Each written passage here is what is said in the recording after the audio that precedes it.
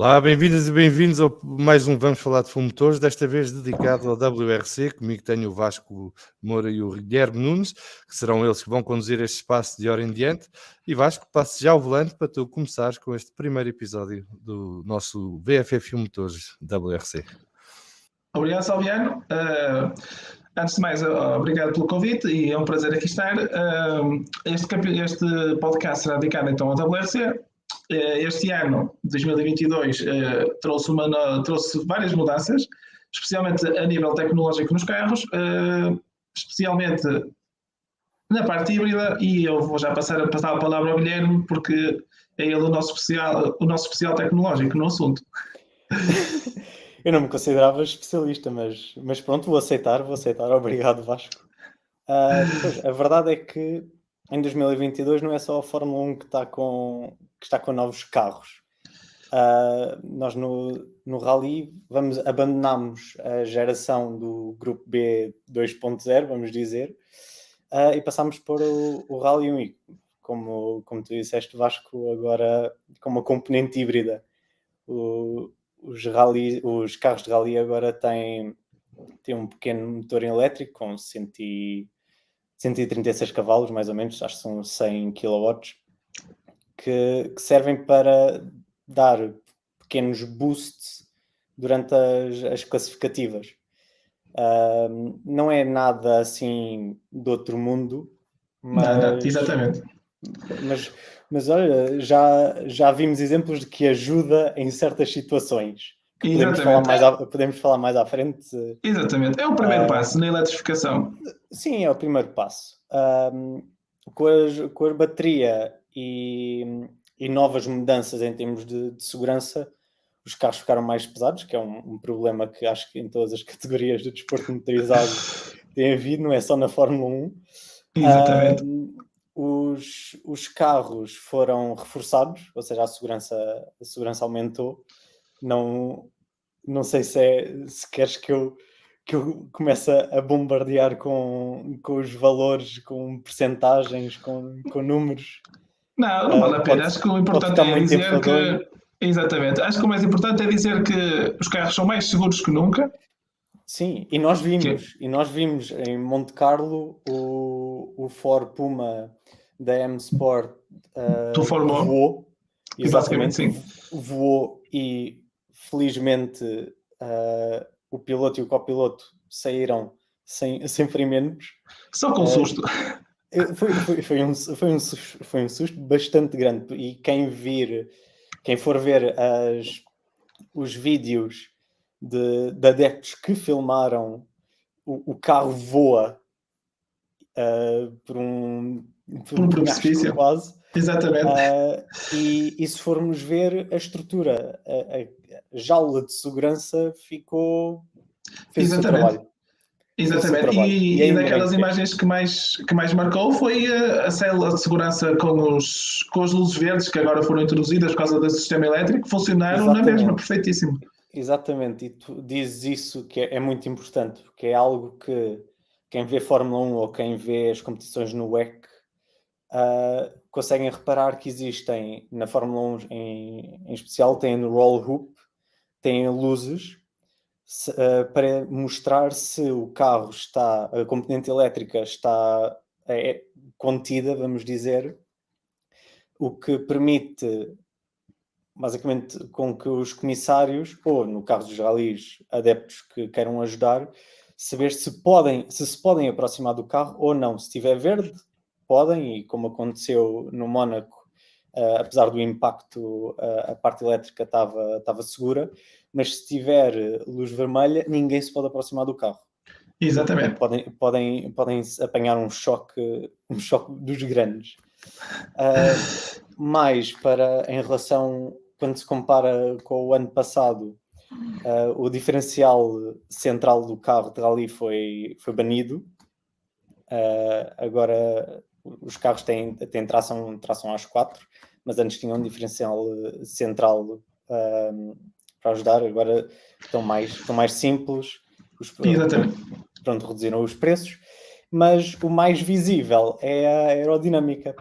foi simplificada, brutalmente simplificada. No ano passado nós tínhamos, como eu disse, eram o Grupo B 2.0, carros espetaculares, e agora a aerodinâmica realmente eles estão mais simples. O que quer dizer, mas os carros carros de rally continuam a ser espetaculares. Exatamente. Eles simplificaram, mas é ali nas partes ali na zona da parte central do carro, porque os ailerons e a parte da frente continuam com liberdade total. Continua assim. Mas é uma redução 15% em termos da carga aerodinâmica. Um ponto engraçado que muita gente falou no Twitter, nas redes sociais, em páginas focadas na componente técnica, penso que foi o Toyota que apresentou o carro com espelhos particulares. Exatamente. Muito fininhos, muito finos. Parece um dedo. Eles fazem quase esta forma ligada ao carro. E muita gente, quando olhou para os espelhos, questionou-se o porquê. Então, os espelhos retrovisores de um carro, mesmo um carro de estrada, causam muito arrasto. Aliás, por alguma razão, nos carros elétricos, por exemplo, estamos a ver uma mudança onde os retrovisores passam a ser pequenas câmaras de lado. Exatamente. Nos carros de rally, obviamente não vai ser o retrovisor que vai causar a maior parte do arrasto, mas ajuda. E se repararmos, se olharmos para os novos carros de rally, eles têm uns radiadores na parte, vamos dizer, por cima da roda traseira, com saliências, como se fossem uns side pods da Fórmula 1. Exatamente, boa comparação. E os retrovisores, se fossem retrovisores normais, como esses side pods estão muito para fora do carro, esses retrovisores basicamente iriam trabalhar o ar. Iriam servir de iam disturbar ali aquela situação toda, não é? Exatamente. Com os retrovisores muito finos, eles abrem um espaço que deixa que o ar entre livremente, escoe livremente para os radiadores. Muito bem. Acho que esta é as partes mais importantes. Sim. Foi assim o único choque. Foi assim a única coisa muito diferente. As suspensões estão um bocado mais limitadas. Acho que o custo está reduzido. Sim. E o arrefecimento líquido dos travões também foi... Exatamente. Eu acho que o principal disto foi tentar reduzir custos, porque é um problema muito grande do promotor da WRC. Como é que tu tens os carros mais espetaculares de sempre e mais rápidos de sempre, e mesmo assim o campeonato não cresce? É um daqueles dilemas que iremos debater ao longo destes anos todos, mas é o que é. É um bocado, para quem vê o WEC, os 24 horas de Le Mans, foi um bocado isso. Os custos têm de ser controlados. E na Fórmula 1 Exatamente. também. Porque custos elevados vão fazer com que equipas pequenas também não tenham vontade de entrar, privadas. E mesmo construtores, que é sempre um atrativo principal. Mas vamos ser sinceros, podem ser menos espetaculares, mas os últimos 2 ralis que nós vimos provaram o contrário. Provar o contrário, exatamente. Então pronto, vamos aproveitar já e vamos dar um saltinho muito rápido ao Monte Carlo. O rally na altura foi que teve bastante pontos de interesse, não é? Porque Monte Carlo é o rally mais histórico do Mundial de Rallys, com condições mistas de asfalto seco, neve e gelo, em que os pilotos têm que saber fazer a gestão com os mesmos pneus, fazer a gestão de conduzir em piso seco, piso molhado, piso com gelo e piso com neve. É um rally único no calendário, que não se ganha por talento, mas ganha-se muitas vezes por sabedoria e saber quando atacar, que também é um talento. Exato. E provou-se. Exatamente, e provou-se. Porquê? Porque tivemos os 2 melhores pilotos de sempre no Mundial de Rallys, acho que podemos afirmar isso. Sébastien Loeb e Sébastien Ogier estiveram de regresso ao campeonato, ainda que de forma pontual. O Sébastien Loeb voltou para uma nova equipa, agora foi para a M-Sport, vai fazer um programa parcial de algumas provas que ainda não se sabe quantas são, e Sébastien Ogier voltou a dar uma perninha na Toyota, onde irá fazer 3 ou 4 rallies também, porque agora vai-se virar para o WEC. Exatamente. E eu digo, eu acho que o Monte Carlo é a joia da coroa do campeonato É, e foi não um grande prémio, já me ia escapar, um rally muito, muito competitivo. Eu tive pena no final, no último dia, o Sebastião Ogier foi penalizado em, penso que 10 segundos, sim. e penso que na Power Stage ele acabou, sem a penalização, a diferença seria menos de meio segundo. Era assim uma coisa, era, lembro Seria vagamente. foi uma pena porque retirou-nos, foi um bocado, não foi anticlimático, mas retirou-nos ali realmente a verdadeira batalha que toda a gente queria ver, entre, como tu disseste, os dois melhores Dos pilotos melhores de de rally. sempre. Aliás, dois dos melhores pilotos em geral de sempre. Em geral, exatamente. E demonstrou, como tu disseste, que a experiência vale Conta muito. exatamente. Valor, exatamente. Mas eles mesmo com a idade, continuam a ter umas mãozinhas e uns pezinhos de Aquilo ouro. é impressionante. Para mim, o mais impressionante de todos é o Loeb, que vem diretamente do Dakar, com 3 dias de testes, chega a Monte Carlo, vence o Rally, com todo o mérito, Uhum. e o Malcolm Wilson, que é o diretor da equipa da M-Sport, veio confessar publicamente depois, até mandou um recado para os seus pilotos a tempo inteiro, o Craig Breen, Greensmith e André informou, a avisar que o Loeb fez o teste, fez o shakedown e no fim do shakedown acertou as suspensões e não tocou em mais nada no setup do carro até o final do rally. Significa que foi alguém que chegou, adaptou-se ao carro e moldou a sua condução à volta daquilo e teve sucesso. Eu acho que a única coisa que ele trocou no carro, o rally todo, foram os discos dos travões. Acho que é impressionante porque muitas vezes aquilo funcionou como recado para eles, porque os pilotos muitas vezes podem se perder nestes pequenos detalhes de setups Sim. e acho que foi bom. Muitas vezes é possível não pensar muito e Exatamente. tentar deixar fluir. Exatamente. E os anos de experiência do Love acabam por ajudar Bastante. nisso, porque Uh, é impressionante. Exatamente, não há muitas palavras. Vamos agora então passar a ponto para a Suécia e durante o intervalo de tempo veio-se a saber que a M-Sport também desenvolveu uns espelhos semelhantes à Toyota e a única que continua sem o fazer e sem criar sidepods é a Hyundai. A Hyundai. E podemos falar um bocadinho da Hyundai também, porque a Hyundai teve um rally do Mónaco um bocado para esquecer. Um bocado a favor. Sim, um bocado é a favor. O Thierry Neuville acabou com a suspensão quase a tapar-lhe a vista. Exatamente. E foi o único dos Hyundai a terminar. Sim, exato. E dava para ver durante o rally que os pilotos não estavam confortáveis, o carro parecia que estava sempre no limite, ou escorregava de frente, ou escorregava de trás, quase às vezes ao mesmo tempo. Exatamente. É um carro que precisa de muito trabalho ainda. Muito, muito Ou trabalho. precisava. E agora vamos fazer a ponte para a Suécia, que neste mês de intervalo houve bastantes testes, não é? Porque este ano, por causa das novas regras dos novos carros, são permitidos mais dias de testes. Entre a Suécia e Monte Carlo houve bastantes testes, não é? E parece que vimos uns Hyundai mais acertados na Suécia. Mas já lá vamos. Este ano foi o regresso da Suécia ao WRC. Eles estiveram ausentes em 2021 pelo mesmo motivo que a maior parte dos rallies não estiveram, foi por causa da pandemia. Na altura foi substituído pelo Rally do Ártico, realizado no norte da Finlândia, e o vencedor foi o Wout Tanak na altura. Este ano o rally mudou-se cerca de 800 km para norte, porque devido às alterações climáticas, ou o que lhe quiserem chamar, cada vez havia menos neve, e um rally que tem pneus especiais com pregos não pode não ter neve, é um perigo.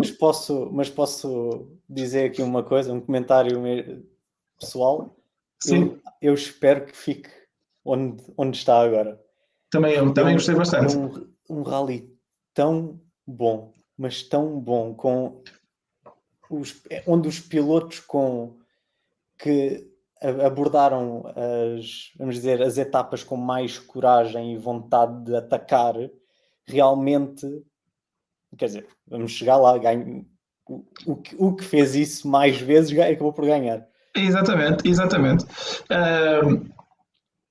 Vamos a, foi um bom rally, também gostei bastante da nova localização.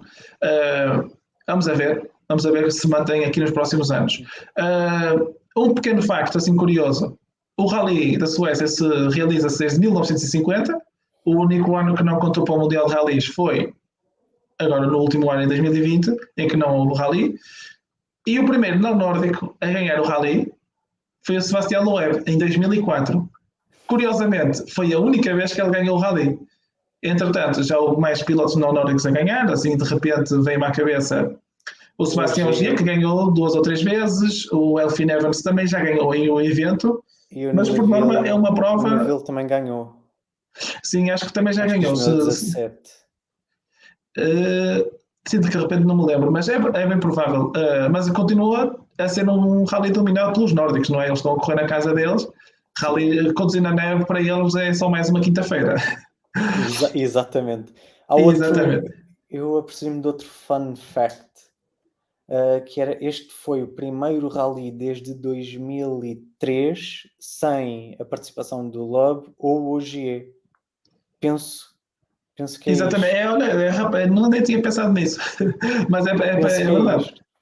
Por isso, eu quando para este fim de semana ou para este rally, eu estava extremamente entusiasmado, porque estávamos numa situação onde quase o topo do rally, ou os pilotos que dominaram os rallies durante muitos anos, 19 anos, sim, saíram, não estão lá, ou seja, criou um vácuo quase. Exatamente. E nós, não é na grelha, mas o pelotão tem uma combinação perfeita de pilotos extremamente rápidos, um campeão, que é o Tanak, com muita experiência, como o Neville e o Elfyn Evans, pilotos que estavam a voltar, como o Lappi. Sim, tinha tudo para ser um bom rally. E depois 2 jovens talentos, um se calhar mais que o outro, exato, no Rovanperä e o Solberg, todos eles a tentar lutar pela supremacia. Exatamente. E tinha tudo para correr bem. Infelizmente até correu. Felizmente correu. De salientar só mais um pequeno facto. Em prova tínhamos uma equipa portuguesa, que é a Sports &You, que estava a dar assistência a 2 pilotos espanhóis que estavam a competir no WRC2. Não tiveram grandes resultados, infelizmente, mas faz parte, são corridas. E o outro piloto, e tínhamos um navegador português, que é o veterano Hugo Magalhães, veterano porque anda nisto há tantos anos e é profissional, e as provas dele são quase todas internacionais. E eles conseguiram até um bom resultado. Eu acho que eles ficaram no top 10 do WRC2, o que é um excelente resultado, tendo em conta que o seu piloto é saudita e está mais habituado à areia que à neve. Mas faz parte.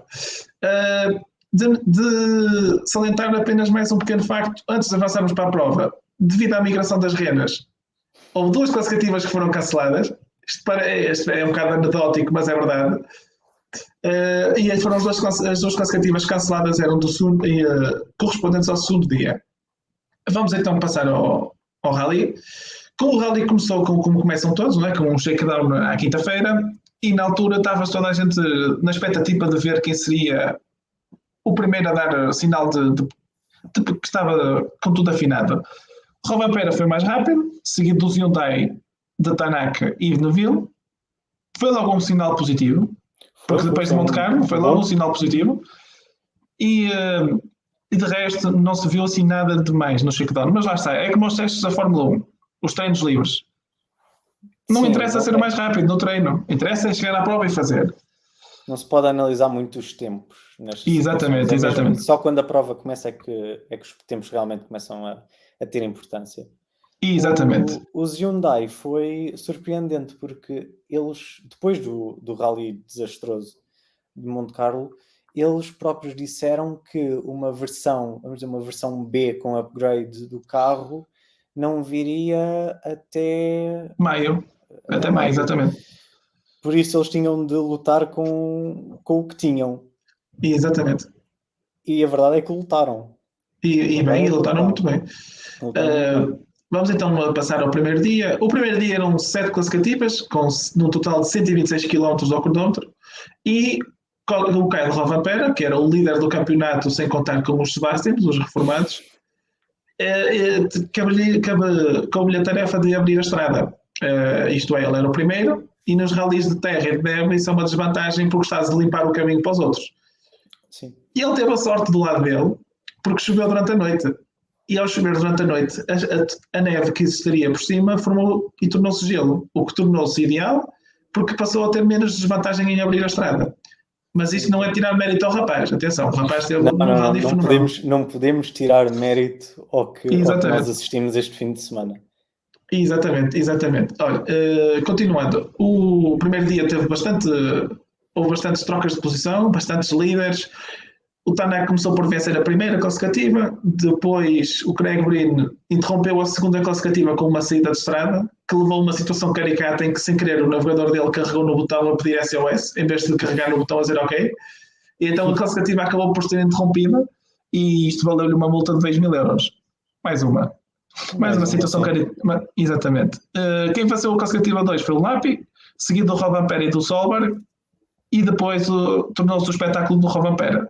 Rovanpera venceu a terceira classificativa e a partir daí chegou-se para a frente e percebeu-se que abrir a estrada não era assim uma desvantagem tão grande. E houve também uma situação incrível que eu penso que nas 5 primeiras etapas houve 5 mudanças na liderança. Exatamente. Correto e afirmativo. Que só mostra bem a proximidade dos pilotos e dos carros neste rally. Foi exatamente. Porque no primeiro dia, então, foram um total 7 classificativas. Só para termos uma noção, o Tanak vence a primeira, o Lapi vence a segunda, o Rovanpera vence a terceira, o Evans vence a quarta classificativa, o Tanak vence a quinta e é o primeiro a repetir uma vitória em etapa. O que é espetacular, só prova a competitividade do terreno. E depois, na última classificativa do dia, o Thierry Neuville venceu. Não, na penúltima. Na última é uma super especial, porque para mim não conta tanto como classificativa. Portanto, para mim a última classificativa a série do dia foi a 6. E o Thierry Neuville venceu e do nada tomou a liderança. Sim, e terminou o primeiro dia. Ele que foi atrasado pelo acidente do Craig Breen. Exatamente, porque ele era logo quem ia atrás. E ao passar a bandeira vermelha, ele levou com um tempo pré-definido pela FIA, não é? Porque ele teve que abortar a passagem na classificativa. Sim. E assim, rapidamente, uma classificação do primeiro dia. O Neuville era primeiro, o Rovanpera seguia a 4 segundos, o Elfyn Evans ia a 7 segundos, o Lapi em quarta a 8 segundos, e em quinto tínhamos o Oliver Solberg, que estava a fazer uma excelente prova até o momento, a 30 segundos já. Passando assim rapidamente para o segundo dia, foi um dia mais calmo, sem tantas trocas de pilotos, porque o Tanak, esqueci-me de dizer atrás, o Tanak teve um problema no sistema híbrido e acabou por desistir na última classificativa do dia. Ainda não se sabe a origem do problema, simplesmente do nada aquilo acionou a luz de segurança e pelas regras da FIA, a partir do momento que as luzes de segurança ficam vermelhas, o piloto é obrigado a desistir. Até hoje não se sabe, ainda não está explicado. Exatamente o que falámos no início, a luz ficou vermelha e ninguém pode tocar no carro. Exatamente, e ficou ali. Portanto, no segundo dia, tanto o Craig Breen como o Tanak começaram em Rally 2, levaram uma penalização de cerca de 10 minutos por cada classificativa não feita. Ou seja, ao tempo do primeiro tempo, ao melhor tempo de cada classificativa é adicionado 10 minutos e isso é a penalização dele. Portanto, eles ficam sem qualquer tipo de chance de sequer chegar aos pontos. Tudo o que lhes restava era a Power Stage e já lá vamos. No segundo dia, houve um domínio total da Toyota, ou seja, o bom ritmo inicial do Hyundai morreu ali um bocadinho, também ficaram sem o Tanak, e o Evans e o Rovanpera e mesmo o próprio Lapi aproveitaram a manhã e mostraram muito bom ritmo, e à hora do almoço tínhamos ali 1, 2, 3 da Toyota. Nós chegávamos, até na altura até comentámos na brincadeira que parecia a Volkswagen. Sim, exato. De volta ao domínio da Volkswagen. Exatamente. Eu tenho que dizer que o segundo dia fez-me lembrar a versão. Como o Rovanperä foi excepcional durante o fim de semana inteiro, mas o segundo dia foi de longe, para mim foi de longe Sim. o melhor. Parecia que estava a ver o Ogier na Volkswagen. Exatamente. Aquela confiança numa curva onde todos os pilotos travavam ou levantavam o pé, ele a fazer a curva a fundo com parecia que estava ali, parecia que estava a jogar um jogo De no rally. quarto, na PlayStation, de rally, com todas as ajudas ligadas. Parecia que aquilo estava... Foi perfeito. Controladíssimo.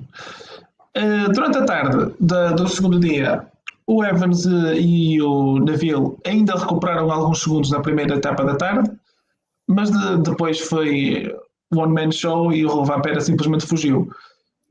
Queria só salientar aqui dois pilotos que estavam a fazer uma prova bastante boa, que foi o Takamoto Katsuta, o japonês protegido pela Toyota, e o Oliver Solberg, que estavam a travar uma boa luta pelo quinto lugar, mas o Solberg teve um problema no acelerador, de uma ligação antes da última classificativa do dia, e foi obrigado a andar mais, ou seja, ele partiu fora de ordem, e com isso também é penalizado.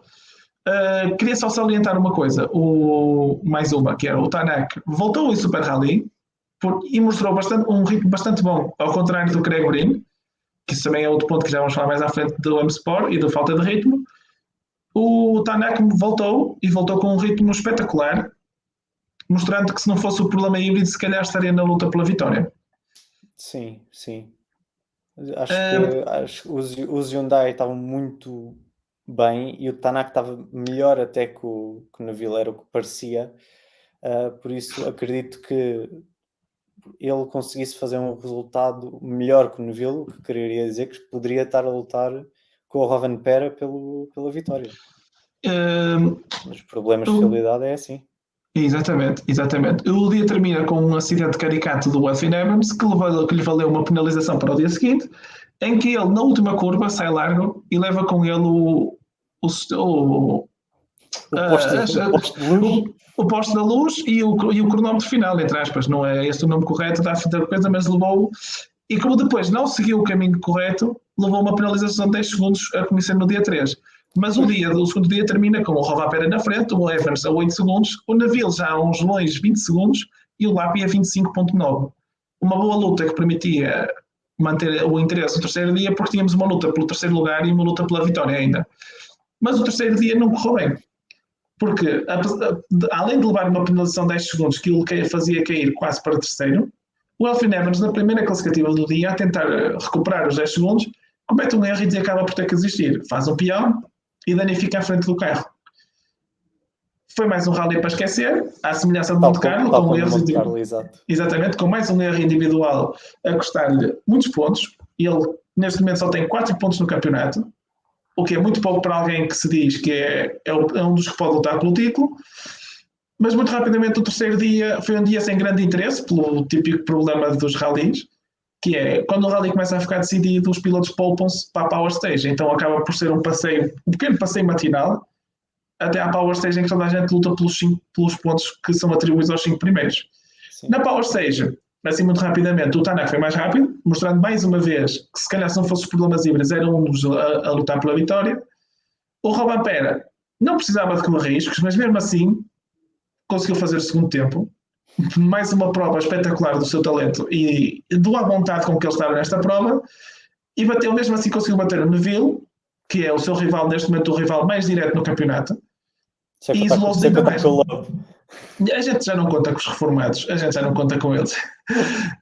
Uma pequena palavra de apreço também para o Takamoto Katsuta, que fez o quarto tempo na Power Stage, muito bom, mais uma boa exibição dele. Fez um rally muito regular, não deu muitos nas vistas, mas conseguiu um bom, excelente resultado, que é com um quarto lugar. O Craig Breen foi uma das desilusões, passou a manhã toda em poupança porque optou pela estratégia de não levar pneus suplentes, e passou a manhã a passear, chegou à Power Stage e o máximo que conseguiu foi 1 ponto, ao obter o 5º lugar. É M-Sport. Eu quero acreditar que seja só falhar na afinação da neve. Sim, esperamos que seja só isso, porque precisamos de um campeonato a 3. Puxa. Agora, para terminar o Rally, queres alguns pontos negativos e positivos a destacar? Assim, rapidamente? O ponto positivo é o Rovanpera. O Rovanpera começou mal o Rally de Monte Carlo. Ele falhou ali numa etapa e deu um pequeno peão. Mas à medida que o Rally foi avançando, ele aumentou o ritmo e dava para ver que ele estava a ganhar mais confiança. E aliás, ele foi, sem contar com os dois reformados, ele foi o que pontuou mais nesse fim de semana, penso. Exatamente. E a expectativa, eu pronto, sou fã do Rovanpera, eu estava na expectativa de ver se ele conseguia manter esse ritmo. E a verdade é que ele não só manteve, ele até subiu o nível. O nível. Exatamente. E agora estou desejoso para ver o que é que ele faz agora nos próximos rallies, porque ele teve imparável. Exatamente, teve imparável. Eu também vou destacar aqui o Isa-Pekka Lappi, um piloto que só fez um rally em 2021 e no seu regresso consegue um pódio, o que é de louvar, porque muito bom.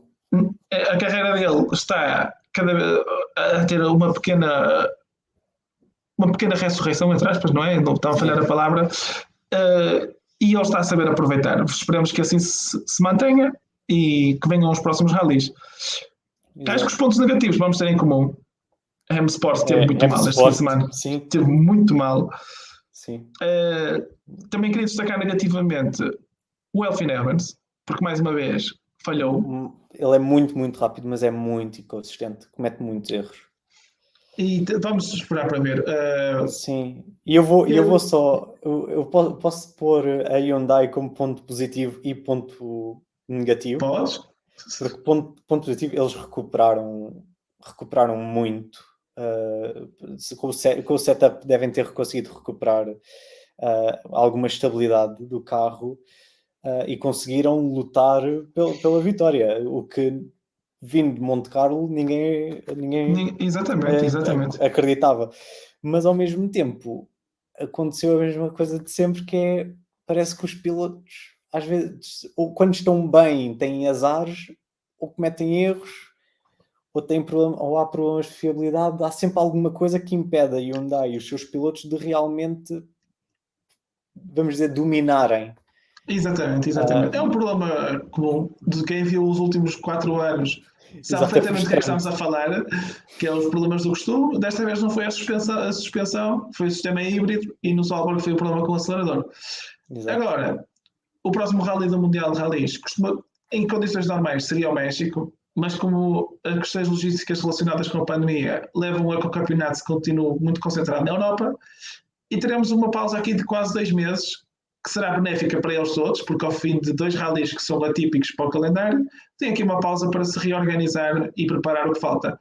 Não, só não é benéfica para uma pessoa, para o Rovanpera, porque ele certamente gostaria que o próximo rally começasse amanhã. Exatamente. Segunda, ou no próximo fim de semana. Mas para a M Sport e para a Hyundai, eles precisam muito. Eles precisam muito deste tempo. Como tal, o próximo podcast não será dedicado ao WRC, porque felizmente no mês de março iremos ter 2 provas em Portugal que serão a abertura do Europeu de Rallys. Temos o Rally Serras de Faf, Felgueiras, Boticas e Vieira do Minho, que é um nome demasiado complexo para aquilo que deveria ser, e 15 dias depois temos o Rally dos Açores. Ambos são a abertura do Campeonato Nacional de Rallys, campeonato que iremos também tentar ter aqui e trazer mais vezes e promover mais o campeonato, e irá também ser o início do Europeu de Rallys, tal como já tinha dito. Por isso, não há WRC, mas continua a haver muito rally para ver. Obrigado a todos por nos terem ouvido. Cá estaremos na próxima e muito obrigado. Obrigado.